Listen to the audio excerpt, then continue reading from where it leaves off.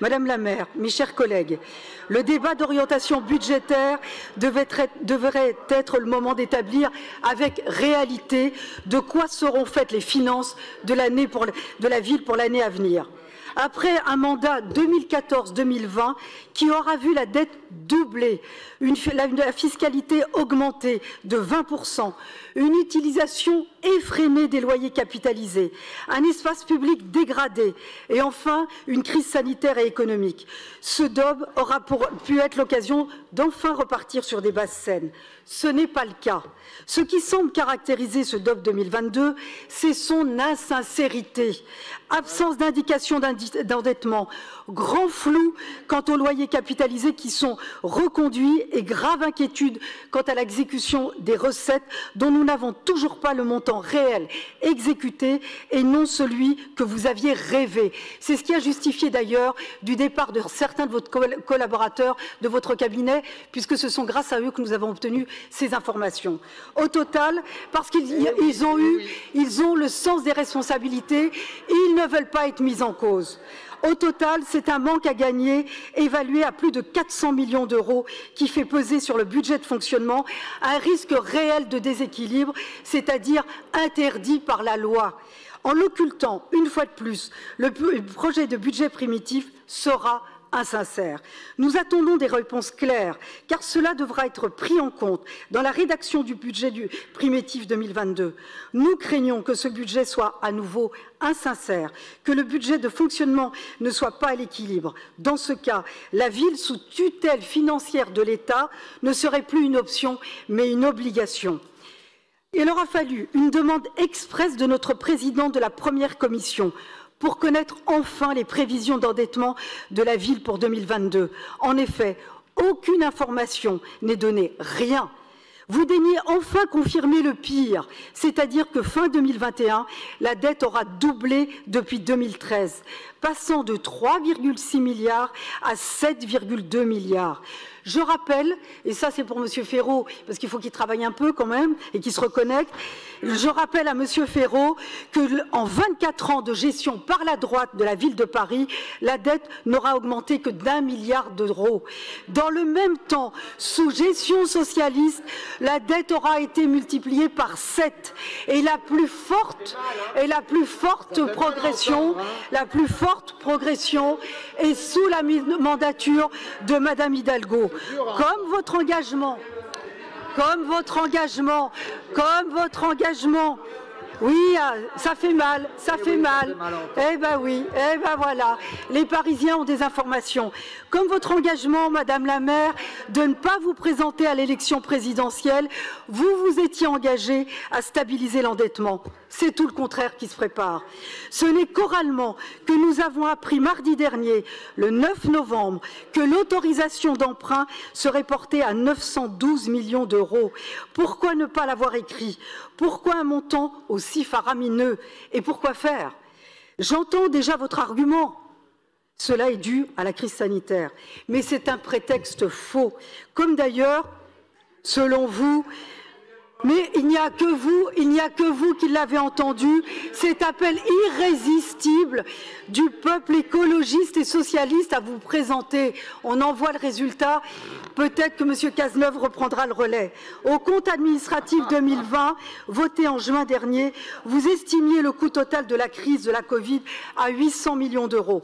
Le groupe Changer Paris dénonçait ce montant qui amalgamait coût réel, manque à gagner, de recettes bien largement surestimées. Ce sont vos anciens collaborateurs qui le disent eux-mêmes, et donc insincères, et qui oubliaient opportunément les économies engendrées par l'arrêt total de certains services publics.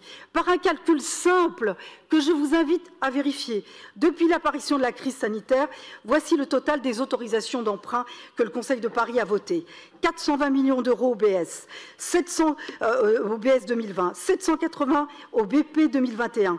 59 au BS 2021 et donc enfin 912 millions d'euros pour 2022. Ça fait 2,1 milliards d'euros. Il y a donc 1,3 milliard inexpliqué inexpliqué. Pourquoi faire encore boucher des trous, masquer la cavalerie à laquelle vous vous prêtez de budget en budget? D'ailleurs, vous n'indiquez aucune durée de désendettement. Quelle incompétence! Où est le programme d'investissement de la mandature qui est le marqueur d'une vision, d'une responsabilité pour une collectivité?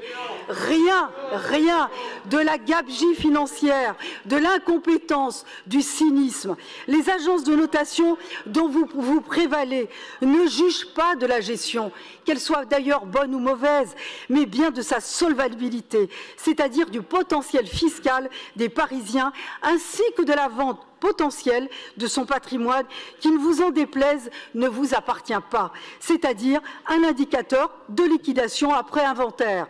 Et je n'évoque pas les 10,5 milliards d'euros d'engagement hors bilan dont nous exigeons le détail et dont certains éléments que nous avons obtenus, malgré vous, par vos anciens collaborateurs, démontrent la très mauvaise gestion de votre politique du logement. Justement, venons-en au loyer capitalisé. Une nouvelle fois, nous aurions pu croire que l'utilisation de cette manœuvre comptable allait s'arrêter avec votre second mandat. Nous sommes tombés des nues en lisant page 16 du rapport. 500 millions d'euros sont inscrits, soit près de la moitié de l'intégralité des loyers capitalisés depuis 2001. Outre que cette manœuvre est à la limite de la légalité et qu'elle porte le risque de financer des dépenses de fonctionnement par l'emprunt en contournant totalement la règle d'or des finances publiques locales, son inscription soulève 3 questions. Avez-vous reçu l'autorisation gouvernementale obligatoire?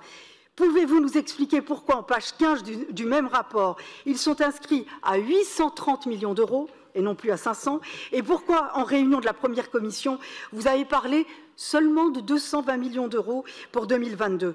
Quelles données croire? Encore un détournement de procédure. Surtout, pourquoi avez-vous décidé de remettre brutalement l'accélérateur sur ces recettes pour boucher les gros trous dans le budget de fonctionnement, au point de mettre de côté des réserves de trésorerie au prix d'une manœuvre qui frôle l'illégalité? Alors, à la lecture de vos prévisions de recettes 2022, encore l'insincérité est une évidence et flagrant. J'ai 3 questions. Nous avons 3 questions précises à vous poser. Pouvez-vous nous indiquer clairement, ici et maintenant, le taux d'exécution pour 2021, des recettes de stationnement, de la taxe de séjour et des cessions de biens immobiliers? Ces questions ne sont pas posées au hasard. Le DOF s'appuie sur des résultats des années précédentes pour établir un budget prévisionnel sincère. Comme par hasard, les droits immobiliers en hausse ont droit à une prévision d'exécution bien mentionnée pour 2021. Alors que ni les recettes de stationnement, ni la taxe de séjour, ni les cessions de biens immobiliers très sensibles à la crise sanitaire et qui sont les grands pourvoyeurs de recettes au budget, n'y figurent absolument pas. Pourquoi ? En 2020, année de crise sanitaire, les manques à gagner cumulés des recettes de fonctionnement avaient atteint plus de 400 millions d'euros. Vous divisez les places de stationnement par 2. Les terrasses estivales occupent 9000 places de stationnement 7 mois par an. Le marché immobilier hors particulier ne s'est pas remis. Les mêmes causes devant mener aux mêmes conséquences, inscrire des recettes de fonctionnement en hausse sans indiquer l'exécution attendue pour 2021 porte un fort risque d'insincérité une nouvelle fois.